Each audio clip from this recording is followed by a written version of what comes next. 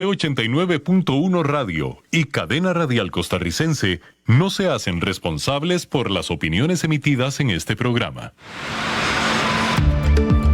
Es tiempo de tender la red democrática y mostrar la Costa Rica del futuro hacia la cual debemos caminar. Con ustedes, Jonathan Prendas, aquí por CRC 89.1 Radio.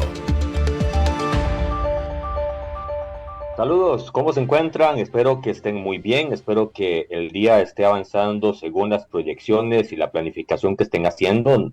Aquí en Red Democrática les damos la muy cordial bienvenida, esperando que ustedes puedan seguir avanzando según sus planes anuales. El día de hoy estamos por 89.1 FM y también por redes sociales, @CRC 89.1 Radio, @Red Democrática, @Jonathan Prendas y @Francisco Prendas, para poder compartir de mayor manera el mensaje que se va a estar dando el día de hoy, recordando que la naturaleza de este programa es generar conciencia, generar un valor agregado de información para que la toma de decisiones que vamos a hacer todos en el diario vivir pueda desarrollarse de la mejor y más profundamente posible. El día de hoy tenemos un invitado muy especial, es criminólogo, es una persona que tiene una amplia lectura del acontecer preventivo de este país, de la lectura de sensación de seguridad que se tiene que generar y todas las proyecciones y apercibimientos que se tienen que generar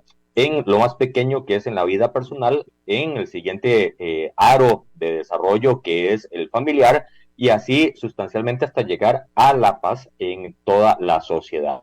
El día de hoy, como les digo, es un tema muy especial el que vamos a estar tratando, es la inseguridad ciudadana, o más bien cómo generar una seguridad ciudadana, una percepción por lo menos, a vísperas de que se estén cumpliendo el récord de homicidios que en el 2022 se tasaron y que estamos a horas de que se esté alcanzando esa cifra. Ya no son días ni meses, ahora son horas, lamentablemente, para que lleguemos a esa lamentable cifra de homicidios a nivel de un año, que todavía faltan 3 meses para que avance y que las proyecciones no son nada alentadoras en la cifra oficial final que se estaría alcanzando en nuestro país. También estaremos hablando, entre otros temas, de recomendaciones que el Instituto de Criminología está generando para poder, según se trascendió el día de ayer, liberar personas que estén privadas de libertad a falta de que se les esté terminando la condena que en su momento un juez de la República les dictó en su contra. Este y otros temas más vamos a estar hablándolos, pero para contextualizar de todo un poco, le damos la muy cordial bienvenida a don Alejandro Arias, vocero también oficial del Colegio de Criminólogos y un criminólogo de amplia experiencia en nuestro país. Bienvenido, Alejandro. Muchas gracias, don Jonathan. Pues un placer de que me hayan invitado a participar de un programa que sin duda alguna buscamos llegar a la sociedad costarricense con información que le permita justamente tomar esas decisiones que conlleven el día a día, pero sobre todo tener la conciencia de qué es lo que estamos haciendo, hacia dónde nos estamos proyectando y qué estamos, justamente ahora que hablabas de la cifra 2023, hacia dónde lamentablemente podríamos estar llegando a uno de los índices más altos de violencia, inclusive registrados en los últimos tiempos. Espero que poderles aportar suficiente y pues compartir con ustedes pues este bonito rato.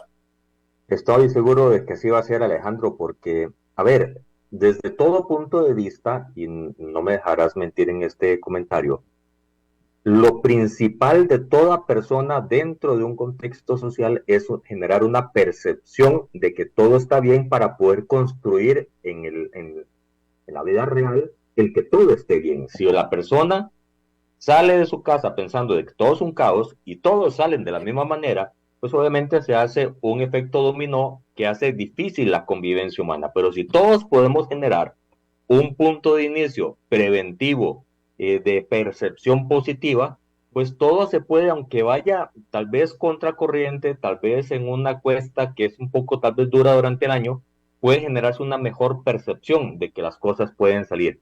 ¿Cómo se puede lograr ese primer momento, Alejandro, para empezar la conversación que nos va a llevar a puntos muy álgidos de la realidad nacional? Pero ¿cómo podemos empezar a entender cómo es que se está comportando la sociedad en un momento en donde tocar el pito de un carro a una persona que va adelante manejando puede ser un detonante de una pelea, casi que una guerra campal en vía pública. Claro, vamos a ver, hablar cada de per se de relaciones humanas es un poco complejo, ¿verdad? A pesar de que todos somos personas sociales, que quiere decir que tenemos que interactuar con nuestros pares, ¿verdad? Familias, amigos, indiferentemente géneros y demás. Eso, en primera instancia, motiva el desarrollo de lo que después vamos a conocer como comportamientos. Hay algo muy importante que tenemos que ir aprendiendo como sociedades y es que tenemos dos formas de interacción, una a través de la conducta y otra a través del comportamiento. La conducta es eso justamente que podríamos hablar de una percepción propia en la cual yo percibo que tal vez hoy mi día no está comenzando de la mejor manera, están ocurriendo hechos a los cuales tienen una afectación directa hacia mí y eso va a ir desentonando, ¿verdad? En el qué estoy haciendo el día a día y eso les va pues a complicar de alguna forma el día, o esa es la percepción que la persona tiene. Esto va a generar índices de estrés muy alto y justamente estamos en un punto social donde el estrés juega un papel importantísimo en el día a día de las personas y esto ha hecho que justamente eso se lleve reflejado ahora sí a un comportamiento. Hablemos que cuando hablamos justamente de conducta es la parte psíquica, es la parte en la que per se está dentro de mí únicamente, de cómo yo estoy percibiendo las cosas. Pero cuando yo ya motivo, genero eso y lo convierto en una realidad, lo proyecto ante las personas, eso se va a hablar como un comportamiento y ese comportamiento podría estar asociado ahora sí a índices de violencia, tratos, ¿verdad? Y eso va a generar una guerra social. Hoy en día la sociedad pues tal vez no lo percibe como tal, pero hay un tipo de adoctrinamiento social, ¿verdad? Que nos dice cómo tenemos que irnos comportando en el día a día, qué es lo que tenemos que ir haciendo, qué es lo que correctamente y entrecomillado está bueno y qué está malo. Y cuando nosotros no logramos compaginar esa parte de nuestro ser con la parte colectiva, ahí es donde vamos a encontrar un gran conflicto y puede desencadenar esto, ¿verdad? Gente que, porque le pitan, hacen que se genere más violencia, tenemos índices muy altos de violencia y hay un dato muy curioso. Creíamos que antes estas situaciones, y por dar el ejemplo en específico de cuando tocas el pito y se molestan, era asociado a una conducta única y un comportamiento único del género masculino. Pero hoy estamos viendo que inclusive las del género femenino, que también conducen y demás, también tienen índices altos de estrés y esto también puede ocasionar una guerra campal en carretera, generando conflictos y que al final puede poner en riesgo la integridad física y la seguridad humana de cada una de las personas que están en sociedad. Pero, ¿cómo podemos revertir eso? A ver, normalmente se lleva tiempo reconfigurar una sociedad que está estresada por altos índices de informalidad, hay más de un 46% de personas que no tienen un trabajo formal, también estamos hablando de un índice de pobreza que está en 20%, pobreza extrema más pobreza está en un 29%, estamos hablando de generación de desempleo como tal o baja en la cantidad de personas que están buscando trabajo y todo eso genera estrés en la calle a ciertos grupos poblacionales más que a otros. Revertir eso lleva su tiempo, pero ¿cómo podemos como sociedad aplacar ese impacto para bajar los índices de violencia que se pueden estar generando en este momento, Alejandro? Vamos a ver, desde una percepción del conocimiento propio de la criminología, y para ir hablando un poquito desde esta área, es importante entender que en efecto poder reconfigurar, que en algunos aspectos sociales se habla de una resocialización de personas y demás, se convierte en algo muy complicado. Porque esto no solo depende de que la persona a la que yo estoy intentando reconfigurar, resocializar, tenga el interés de hacerlo, sino también de la misma sociedad. Hemos entrado en una era en la famosa era tecnológica, ¿verdad? En esta evolución del siglo XXI, donde todavía las personas no terminan de comprender cuál es la dinámica que tiene cada ser dentro de la misma sociedad. Y esto ha hecho, y me voy a devolver un poquito, ¿verdad? Esto ha hecho que las relaciones dentro de la familia sean más complejas, ¿verdad?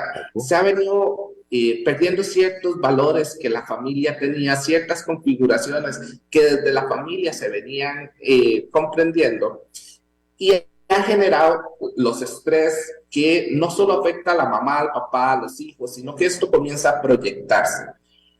Y sin duda alguna, cuando estamos en una sociedad donde el estrés está de por medio, comienza a generar ciertos comportamientos que es muy complicado poder configurar en un solo individuo. Ahora, esto tiene que estar asociado a programas de atención institucional, gubernamental, estatal, ¿verdad?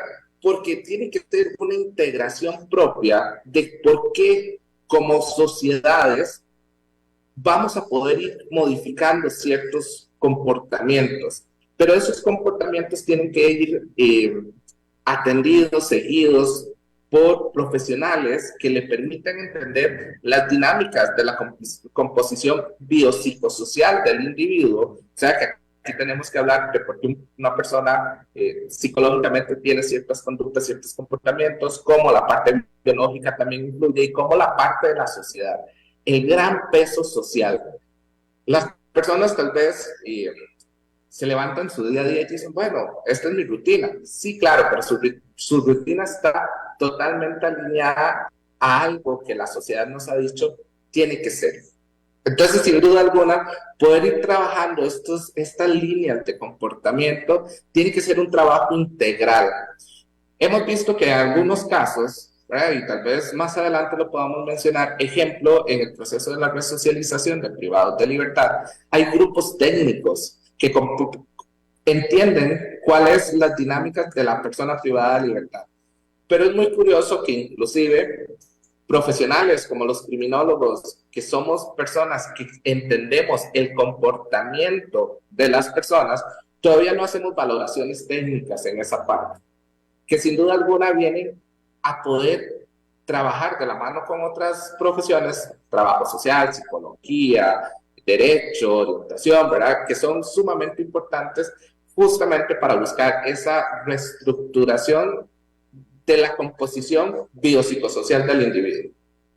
Alejandro, ya que estás abordando este tema de la reinserción de personas privadas de libertad y aprovechando el hilo que estamos sacando de cómo transformar esta sociedad en un lugar mejor para vivir para todos y para poder heredar un mejor lugar, ¿cómo se puede analizar la directriz emanada hace unos días, hecha pública el día de ayer, donde se recomienda, palabras más, palabras menos, en reflexionar o en ver la posibilidad de que a los privados de libertad que le quedan menos de 4 años de cumplimiento de condena puedan ser valorada la excarcelación con una forma más expedita? Es decir, liberar personas que están privadas de libertad que tengan menos de 4 años a falta de que cumplan la condena. ¿Cómo se puede percibir eso? ¿Están ellos listos en una reinserción consciente a la sociedad? Vamos a ver, aquí juega un papel sumamente importante y creo que es una situación tripartita. Tiene que jugar 3 puntos de interés. Uno es la parte social, la otra es el individuo como tal y la otra es la parte institucional que representa la parte gobierno. Vamos a ver, y voy tal vez a hacer una conexión de otros elementos que van a jugar de la importancia sobre este tipo de noticias que pues, son de impacto para el país y para la sociedad. Hago un paréntesis, Alejandro, y es que eso de que están mencionando es muy importante porque ya en el 2016, 2015, 2016, se dio lo que se conoció como el éxodo de las golondrinas, es decir, liberación masiva de personas que estaban en cumplimiento de alguna pena en cárcel y la alejaban que pudieran salir con algún otro tipo de supervisión que era más laxa. Pero ahora vuelve el tema y automáticamente la sociedad revive el tema de las golondrinas y revive un sentimiento de inseguridad. Sí, y esto es justamente ese conglomerado de aspectos que tenemos que entender. Si uno lo ve desde la parte integral de los derechos de las personas, ¿verdad? Siempre hemos hablado que Costa Rica es potencia en los derechos humanos de las personas. Y aquí tenemos que hablar que inclusive un privado de libertad sigue siendo persona. Entonces, por ahí vienen unas series de conflictos sociales, ¿verdad? En donde dicen, bueno, pero si somos garantes de los derechos humanos, ¿por qué no? Pero a la vez también se solicita, y en criminología lo conocemos como el populismo punitivo, es esa presión social que da hacia las instituciones y demás, la misma sociedad, para que se generen más castigos. Justamente haciendo este enlace con el año 2016, cuando se da esta salida masiva de privados de libertad, juega un papel importante el cómo los medios de comunicación pues difunden esa información a la sociedad costarricense. Recuerdo, y no tengo el dato en este momento exacto, pero un aproximado, recuerdo que andaban como en 1,700 personas privadas de libertad que salieron, ¿verdad? Y de esas 1,700, aproximadamente un 29-30% volvieron a reincidir. Así es. Por ahí están las cifras. Eso quiere decir que, claro, los medios de comunicación en algún momento centraron el foco, porque es importante, de este 30% de reincidencia. Y eso genera un sentido de inseguridad a las personas. Entonces dicen, tenemos olas crecientes de violencia, tenemos olas crecientes de homicidio, tenemos olas crecientes de reclutamiento de personas menores de edad en bandas narcotraficantes, y tras de eso el gobierno, ¿verdad?, nos da la noticia de que van a liberar privados de libertad. Entonces eso genera mayor incertidumbre. Las personas dicen, pero yo ya no quiero salir de la casa, porque es que si salgo me va a pasar algo, me van a robar, me van a hurtar, y por qué no, inclusive me van a matar. Esto, sin duda alguna, es un impacto social, ¿verdad?, donde la sociedad misma percibe el sentido de inseguridad. Ahora, esto es importantísimo comprender, que la seguridad física no es el único elemento importante de la seguridad humana de una persona. Hay elementos que están asociados a otros aspectos. Ejemplo, hablábamos sobre índices de pobreza. Las personas no perciben que la pobreza podría ser un elemento de inseguridad, que podría estarme generando mayor delincuencia, mayor criminalidad. Y entonces tenemos que ir entendiendo pues esta relación tripartita que les decía, la institución, el individuo y la sociedad. Si yo me posiciono con la sociedad, hay que recordar que la sociedad, ¿verdad?, le atribuye, en este caso, al Poder Legislativo, la facultad de crear leyes, ¿verdad? El Poder Legislativo es el representante del pueblo.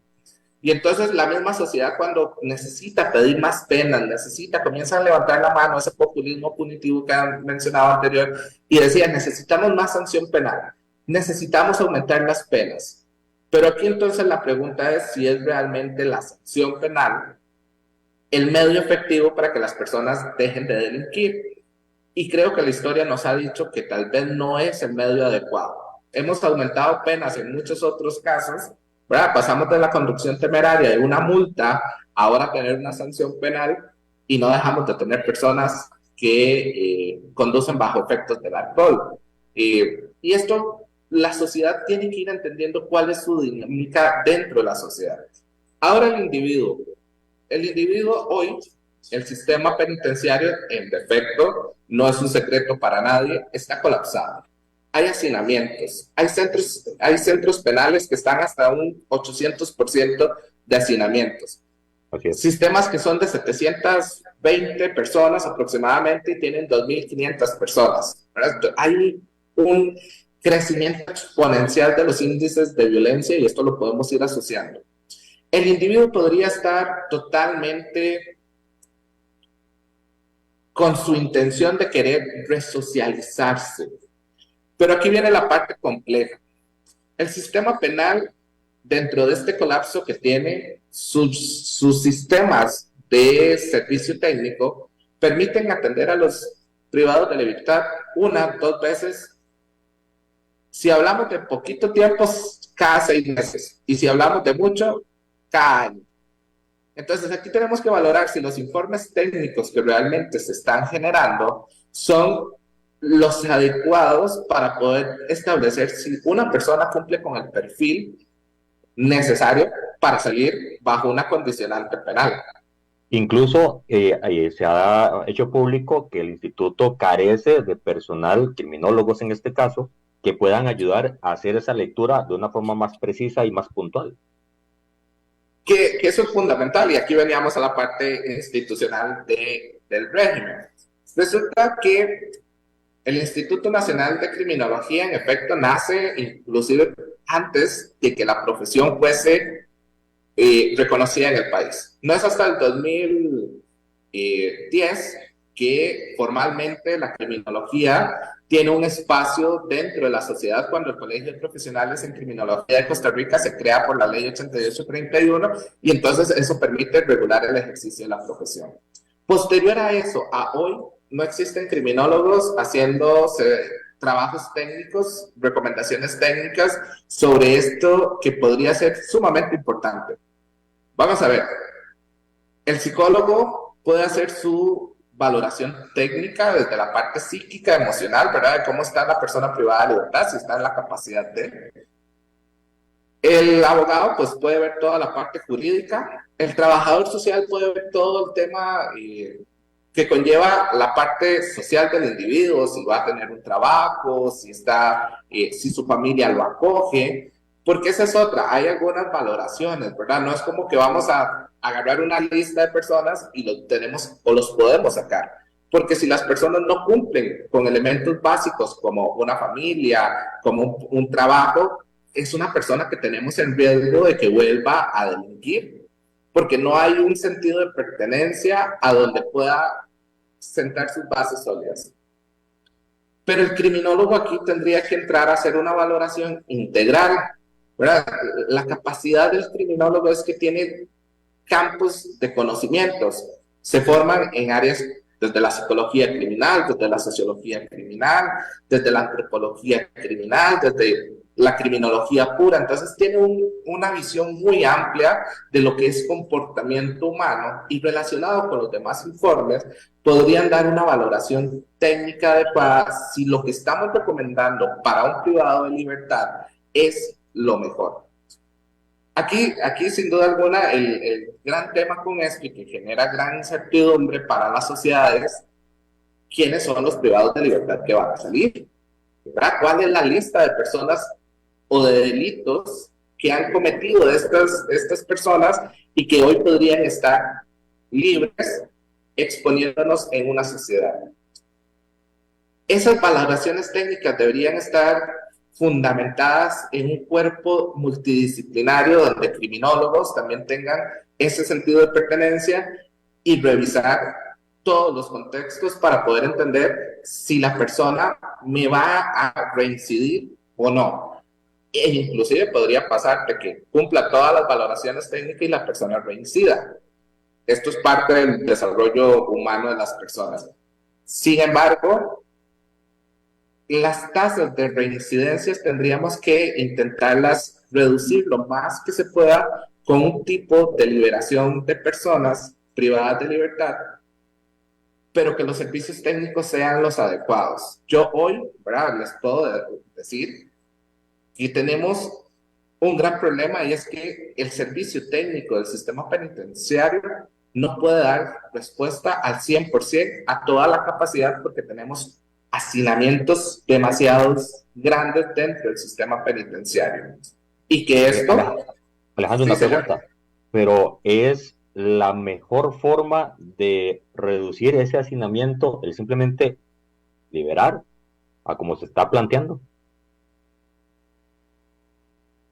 Tal vez no sea la mejor forma, porque hay otro gran problema. Lo pregunto para terminar la idea, porque atrás no es que se cerró el tubo, la gente deja de delinquir y por lo tanto deja de entrar al sistema, sino que el flujo sigue y el procesamiento judicial sigue y llegan a cubrir esos espacios de una manera muy rápida. Entonces, liberar para volver a llenar me parece que no es pragmático. Claro, y ahí era donde le decía que hay otro gran problema de trasfondo. Porque ¿de qué me sirve sacar un promedio, pongamos una cifra muy parecida a la del 2016, 1.700 privados de libertad, si en cuestión de un mes voy a tener 2.500 personas ingresando al sistema? ¿Verdad? No voy a tener entonces la capacidad locativa, inclusive saliendo las personas. Y esto asocia de las personas que podrían llegar a reincidir, que entonces de esas 1.700, si tenemos, ejemplo, un porcentaje como el 30%, estábamos hablando de casi 750 personas que habían reincidido para el 2016. Claro, las personas a veces cuando le hablan porcentajes dicen, sí, es poquito, pero cuando lo vemos en el número entero, entonces 750 personas en un posible reincidir, claro, entonces prácticamente no tengo esa capacidad. Ahí es donde existe el gran problema y por eso le decía, tal vez no es la mejor opción, porque hoy tenemos modelos de reclutamiento de personas menores de edad muy marcados en la sociedad. Ejemplo, hay casos de personas menores de edad que están vendiendo algún tipo de sustancia ilícita o droga, en la cual no lo está haciendo inclusive por gusto, sino porque las mismas bandas narcotraficantes se acercan y le dicen, si usted no vende, le va a pasar X, Y, Z a su familia, a su persona, y entonces por un temor comienzan a reclutarlos a incursionar en el mundo del narcotráfico. Y esto, si nosotros nos vamos al sistema penitenciario, la edad promedio de personas encarceladas está entre los 18 años y los 30 a 35 años. Estamos hablando de que las personas en su edad productiva están en el sistema penitenciario. Así es. Y también un dato adicional, Alejandro, hay más de 5.000 personas en este momento que no tienen sentencia en firme, o sea, que es parte de un proceso que no ha terminado y que podría engrosar este número de personas que van a entrar a un sistema que, como bien lo estás diciendo, el bajar por un lado sin cerrar por el otro, y no significa no condenar un hecho delictivo, sino generar la conciencia de que tenemos ese flujo activo, me parece que bien está señalando en que no es necesariamente la mejor alternativa. Claro, porque es que aquí, vamos a ver, esto es como un embudo, ¿verdad? Donde un sinnúmero de factores tienen colapsado a todo el sistema. Es que no solo depende del sistema penitenciario, el sistema judicial está colapsado. 5.000 personas que están en proceso todavía hace que tengamos elementos tardíos. Ejemplo, un día de estos en medios de comunicación salía la noticia de que citaban a una persona a una audiencia que ya está fallecida. O sea, imagínense el colapso que existe a nivel de sistema, que inclusive no sabemos que una persona está fallecida y la estamos citando a una audiencia. Esto, lo mismo que pasa en la caja del seguro. Otro de los grandes problemas, ¿verdad? Llaman a personas a cirugías y ya las personas tal vez también están fallecidas o demás. Y esto es el gran colapso que hoy tenemos como sociedad, ¿verdad? Es un colapso social, es un colapso individual, es un colapso institucional, que definitivamente se tienen que tomar medidas que permitan desahogar todo este colapso. Pero si la liberación de personas privadas de libertad fuese funcional para decir, vamos a desatorar el sistema penitenciario, estas cárceles van a tener los índices necesarios para poder cumplir con la capacidad locativa para mantener privados de libertad, sería fenomenal. Pero es que no, sabemos que no va a suceder así, porque la misma violencia nos está diciendo que cada vez estamos más cerca de, inclusive, de superar el año anterior, ¿verdad? Que dentro de la presentación los decía, estamos a horas de cumplir lo mismo que cumplimos el año anterior. Y yo creo que socialmente las personas han venido interiorizando y diciendo, bueno, cada año tenemos que ser más violentos, cada año tenemos que ir sumándole más personas fallecidas por algún tipo de acto violento. Y no existe la conciencia real como sociedad, como individuo y como Estado para decir, debemos buscar la estrategia integral, desde una política integral de seguridad, de criminalidad, de salud, de familia, de todas las políticas que deberíamos ir desarrollando en una sola comunicación que permita garantizarle la seguridad humana a las personas y que justamente sea esa llave de paso que reduzca la participación de personas dentro de algún acto delictivo y que esto comience a desatorar un poco el sistema judicial para que ahora sí me sea más funcional cuando comienzo a hacer valoraciones técnicas y comenzar a reducir el hacinamiento carcelario. De hecho, Alejandro, hago un paréntesis nuevamente porque ustedes en el Colegio de Criminólogos están con una estrategia de abriendo puertas, que es tocándole la puerta a las instituciones públicas y municipales para poder apoyarles en todas estas estrategias que generan la posibilidad de desarrollar acciones que vengan a mejorar la condición de vida de los costarricenses. Y ese plan que ustedes están haciendo desde el colegio busca precisamente esto que estás diciendo, generar alternativas diferenciadas que vengan a hacer un valor agregado a la sociedad, que vengan a ayudarle a todos los costarricenses. De hecho, es sumamente importante porque, vamos a ver, hace un tiempo atrás, las personas estudiaban criminología por estos programas de CSI, Mentes Criminales, ¿verdad? Que me decían y que le enseñó a la sociedad y le dio una doctrina social a las personas de decir, mira, los criminólogos son los que levantan cuerpos, persiguen delincuentes y meten personas a la cárcel. Esa era la percepción de un criminólogo. Y claramente hay criminólogos que se especializan más en el área de la criminalística, ¿verdad? Que es justamente este tratamiento de los sitios del suceso, indicios, pruebas y demás. Y que eso es fenomenal porque hay personas con mucha capacidad en esa área. Y existen los otros criminólogos que vemos el comportamiento humano y lo comenzamos a mejorar desde ciertas áreas. Abriendo Puertas es una campaña que en efecto se potencializa en el 2022, en donde la intención era acercarse a instituciones públicas y privadas y decirle, un criminólogo no solo hace eso, un criminólogo puede estar en su departamento de reclutamiento humano para poder valorar si hay un factor riesgo que exista en su contratación. Un criminólogo puede estar perfectamente en las principales vías, en las carreteras, haciendo valoraciones de lo que ahora hablábamos. Es un gran problema cuando las personas proyectan su estrés en el manejo, ocasionan choques, colisiones e inclusive muertes en carretera. Entonces, justamente Abriendo Puertas busca el acercamiento con instituciones públicas y privadas que entiendan cuál es el perfil de los profesionales que se colegian al Colegio de Profesionales en Criminología de Costa Rica y que en esto les permita decir, bueno, necesito un criminólogo dentro de mi estructura. Uno de los grandes impactos que ha tenido esto fue inclusive cuando dentro de las primeras veces se reunieron con personal del PAMI y comenzaron a creer en el perfil del criminólogo y hoy tienen una estructura de criminólogos haciendo también sus informes técnicos dentro del Patronato Nacional de la Infancia.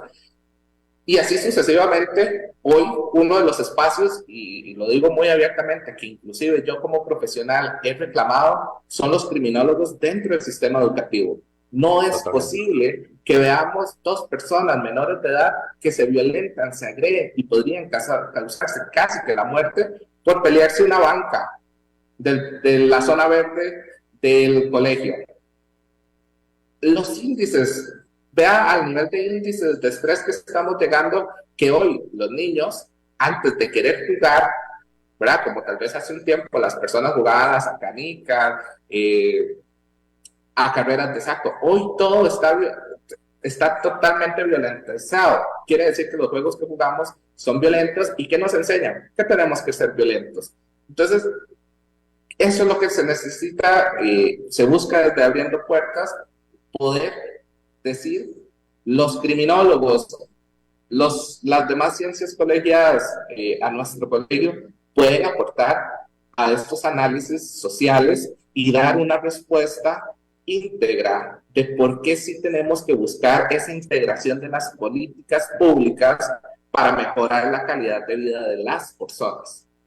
Y estos esfuerzos que están haciendo la Junta Directiva actual, me parece que están ya dando frutos y que se están abriendo puertas en municipalidades, de hecho, y también en el sector público para poder insertar. Ojalá que muy pronto sea con personal de planta que pueda generar algún tipo de estabilidad en toda la estrategia, pero en este momento el solo hecho de generar la conciencia que estás diciendo que se hizo en el PANI cambia las formas de trabajar y genera un cambio al corto y mediano y largo plazo en las instituciones, y eso me parece bastante productivo.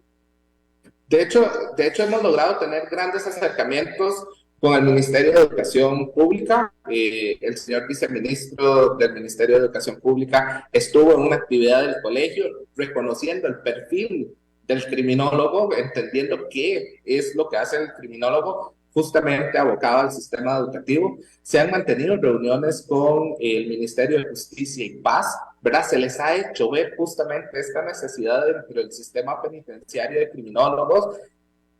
Una de las últimas actividades que fue este fin de semana justamente para los agremiados, para que puedan comenzar a entender elementos como la violencia de género por la ministra de la condición de la mujer, del INAMO, y esto ha permitido ya no solo llegar a municipalidades, a instituciones públicas, a instituciones privadas, sino inclusive ya estamos acercándonos a quienes hoy podrían ser representantes de las mejoras de las políticas públicas de nuestro país.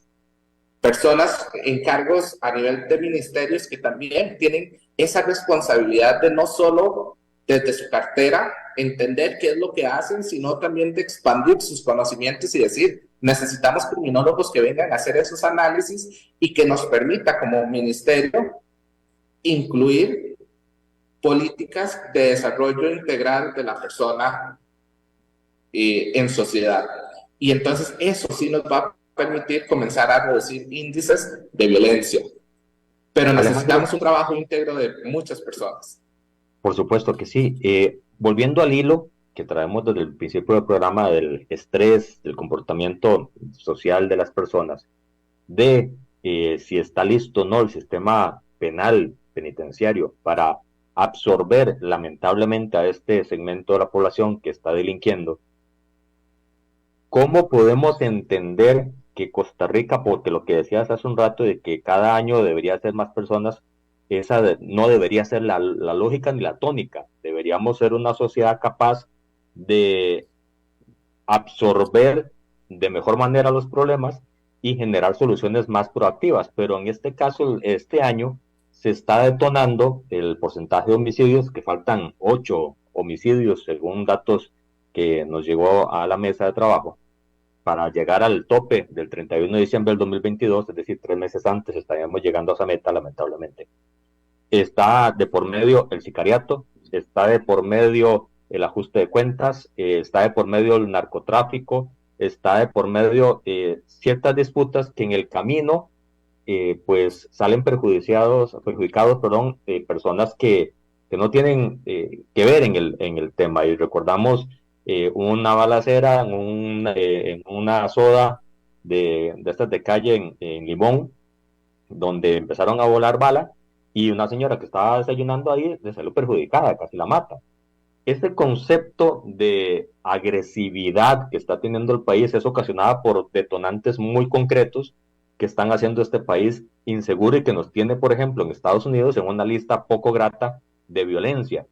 ¿Cómo podemos entender y qué podemos hacer para que esto que decías que siga subiendo se detenga? Porque, vaya, al final de cuentas, todos vivimos acá y queremos salir tranquilos de la casa y volver tranquilos a la misma. Claro. Aquí hay un punto de importancia, y es que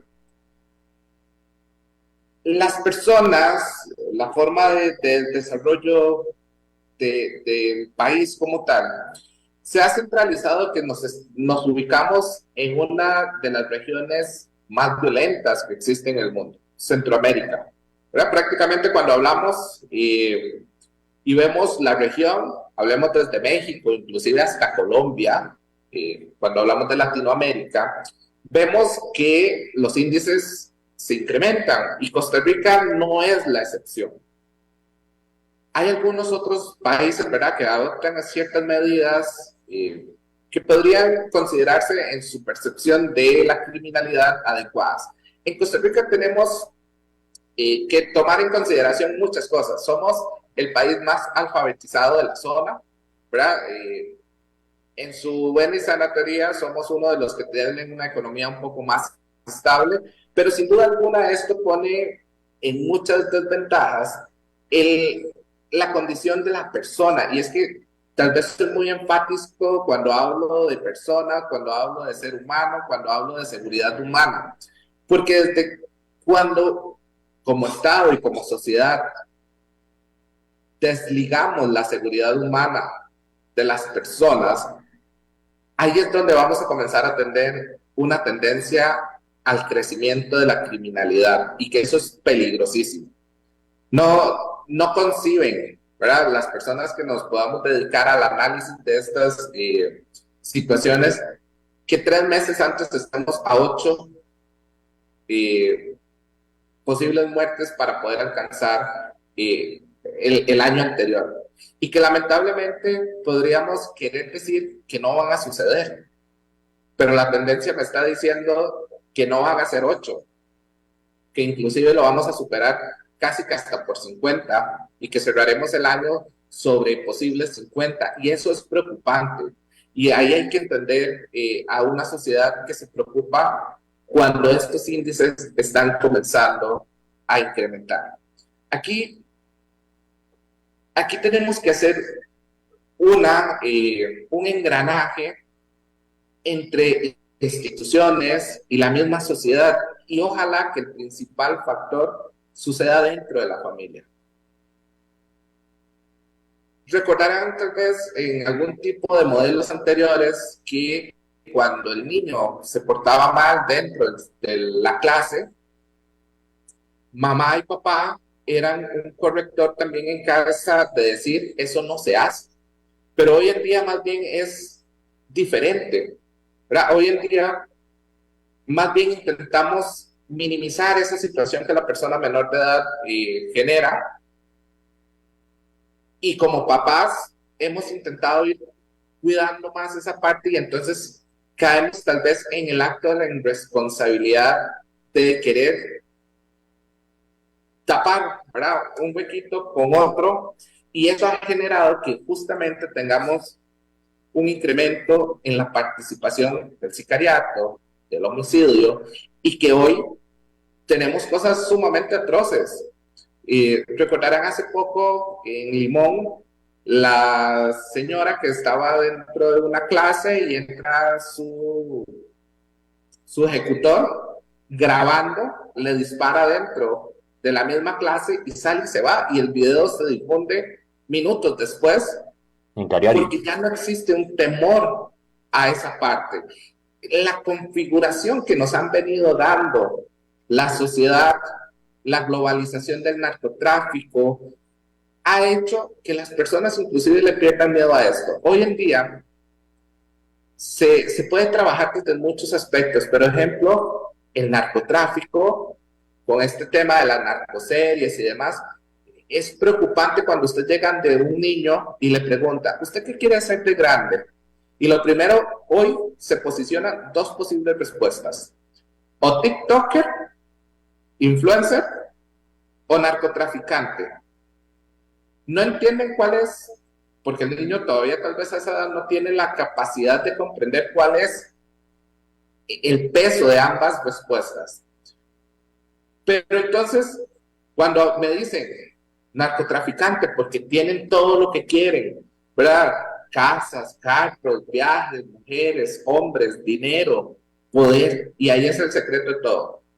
La humanidad está sedienta de poder, y esto ha hecho que todo en verdad colapse, y ese colapso nos lleva a un sistema penitenciario colapsado, un sistema penitenciario que no tiene la capacidad técnica para poder afrontar todos los servicios a todas las personas, y entonces genera este tipo de estrategias de hacer análisis de personas que están próximas a cumplir unas sentencias y poderlas liberar. Esto debería estar asociado realmente a valoraciones adecuadas, ¿verdad? Hay personas que dentro de la clasificación de delitos tenemos delitos menores y tenemos ya los delitos mayores. Eso es lo que debería entrar dentro de una valoración técnica y decir, bueno, según la capacidad de respuesta, comencemos a hacer valoraciones de personas que su índice de reincidencia sea bajo, pero que también tengan todas las garantías como institución de darle un seguimiento post-penitenciario, que ahí viene otro de los grandes problemas que tenemos. No hay un seguimiento post-penitenciario, no hay un real acompañamiento post-penitenciario. Entonces, cuando nos damos cuenta es que otra vez la persona volvió a reincidir, volvió a estar dentro del régimen de institucionalización de sistemas penitenciarios, y entonces eso es como ir tapando huequitos con curitas, pero nunca afrontando la verdadera causa de lo que hoy nos tiene en esta análisis de posibles liberaciones de personas privadas de libertad. Alejandro, entonces el sistema judicial y penitenciario ejecutivo no puede garantizarle a la sociedad, uno, que las personas que están siendo objetas de este beneficio tengan todos los criterios técnicos correspondientes según se corresponde, y dos, que no se le puede dar un seguimiento post-penitenciario para tratar de pues mejorar la condición de su vida para evitar que vuelva a delinquir. Prácticamente no van a tener la capacidad de respuesta porque, como lo veíamos y lo analizábamos hace poco, hablemos, ¿verdad? No tenemos que revisar realmente cuál es la cifra de personas que tienen para valoración. Pero si hacemos una comparativa, hace 2016, en un promedio de 1.700 personas, pero tenemos 5.000 en espera de que se cumpla su proceso, estamos hablando de que si nos basamos de ese 1.700, estaríamos hablando casi de un 250% sobre eso que está en espera de entrar al sistema penitenciario. Entonces, no va a existir esa capacidad de poder dar un acompañamiento postpenitenciario, porque entonces, por eso les decía, tapamos un huequito por un lado, ¿verdad? Porque dejamos salir para desatorar un poquito el sistema penitenciario, pero en cuestión de meses lo vamos a tener otra vez colapsado y sin capacidad de decir, bueno, aquellos que les di mi valoración técnica para poder tener un beneficio, hoy no los puedo estar valorando porque o valoro dentro del sistema o los valoro fuera del sistema. Y eso hace que, en efecto, digamos en estos aspectos de inseguridad de la percepción social, ¿verdad? Porque entonces la sociedad dice, ¿y qué está pasando? ¿Dónde están el seguimiento que le estamos dando a estas personas privadas de libertad para ver si tienen trabajo, si no están cometiendo algún otro tipo de delitos? Sino hasta que lo volvemos a tener dentro del mismo sistema y nos damos cuenta que la persona reincidió y ahora lo tenemos quizás por otra causa o por la misma causa por la que había ingresado primeramente al sistema. Alejandro, ¿qué tan detonante en el país y en este círculo vicioso de la violencia en la que puede estar inmerso el país es el hecho del desempleo y la pobreza? ¿Son detonantes verdaderos o es simplemente coyuntura, un indicador más en la lectura que hay que hacer? No, vamos a ver, la pobreza ha sido uno de los grandes factores que ha afectado por muchos años a través de la historia el incremento de la violencia.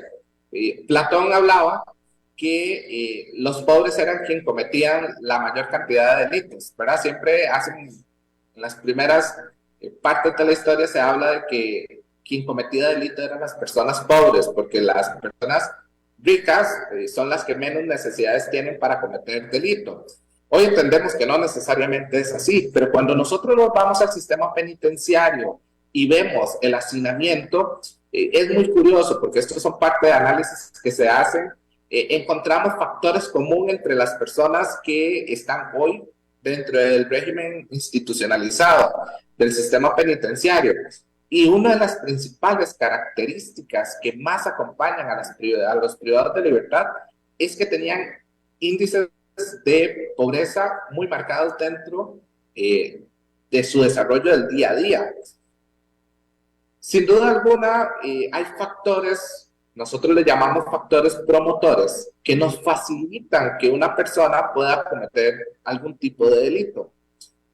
Y dentro de esos, uno de los principales y con mayor riesgo es la pobreza, ¿verdad? A veces, y no es una causa justificante, ¿verdad? No, para que no se perciba como una causa justificante, pero a veces las personas, ante un sentido de necesidad y de sobrevivencia, tienen que, entrecomillado, obligados a verse a cometer algún tipo de delito para sobrevivir.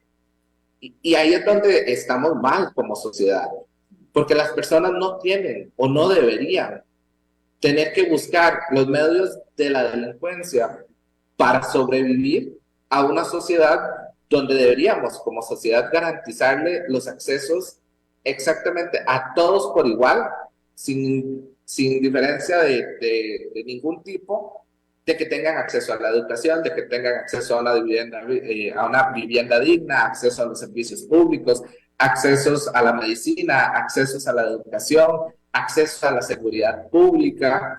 Cuando nosotros podamos garantizarle eso a las personas, posiblemente vamos a poder comenzar a reducir índices de violencia. Pero si no lo acompañamos de la forma adecuada, vamos a llegar a estos topes donde cada vez las personas mentalizan que la violencia tiene que incrementar y no que tiene que disminuir. ¿Es una percepción o es una realidad el sentimiento de inseguridad? Hoy es una realidad. Hoy no solo la sociedad lo percibe como algo inseguro. Hoy las personas dicen, ¿y si porto un arma de fuego? Cuando no todas las personas deberían cargar un arma de fuego. Hoy las personas buscan formas alternas, ¿verdad?, para poder protegerse ante una posible situación violenta. Y entonces ya hoy el sentimiento desde el momento en el que yo voy a salir a mi casa o de mi casa hacia algún lugar, lo primero que pienso es dónde voy y qué medidas de acción tengo que tomar para sentirme protegido. Hay muchas personas, no sé cuántos les podría estar pasando, que van a estos cajeros automáticos donde en un mismo espacio existen dos cajeros y las personas per se desearían que nadie más entre mientras que usted está haciendo el retiro del dinero, y lo peor es que usted no tiene posibilidad visual de ver quién está ingresando al otro cajero. Entonces ya eso genera tensión, ya eso genera estrés, porque ya la sociedad está en sentido alerta y no debería ser así, ¿verdad? Las personas no deberían nacer para estar siempre alerta, a sentirse atacadas, sentirse invadidas. Deberíamos tener la capacidad de poder sentirnos plenos en todos los espacios en los que convivimos. Pero sin duda alguna, ya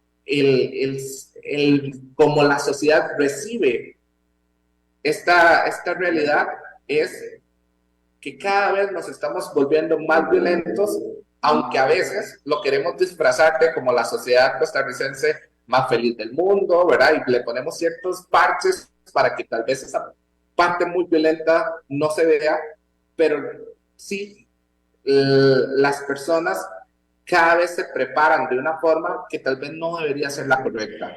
Yo no tengo que salir cargando un arma de fuego a todos los lados. Yo debería salir con la plenitud de que yo puedo caminar sin necesidad a tener que morir por una lucha entre bandas, por una acción de imprudencia, por un acto de estrés o demás de las personas que están a mi alrededor como tal. Alejandro, muchísimas gracias por esta hora llena de análisis de una realidad que estamos en este momento padeciendo y que tenemos que resolver todos juntos para poder todos juntos vivir mejor. Muchísimas gracias. Estoy para servirles y sin duda alguna, ojalá las personas que nos escuchen puedan entender que dentro de las realidades que tenemos como personas, una es siempre tener la capacidad de poder ayudar al otro. Eso mejora un montón las realidades, las conexiones con los individuos, reduce los índices de violencia y sobre todo reduce el estrés. Recuerden que los criminólogos no solo recolectamos cuerpos, también estamos para colaborarles en estos tipos de análisis, en esta profundidad de los hechos que podrían llevar el día a día de nosotros como individuos, y pues también extenderles las invitaciones a que se acerquen al Colegio de Profesionales en Criminología de Costa Rica y por qué no conozcan de nuestras comisiones que permiten hacer estos tipos de análisis especializados en cada área. Agradecerles el espacio, don Jonathan. Muchísimas gracias a usted y muchas gracias a todos los que han estado en sintonía. En pocos minutos el canal de YouTube de Red Democrática, este programa estará activo. Hasta mañana, si Dios así lo. Esto ha sido todo por hoy en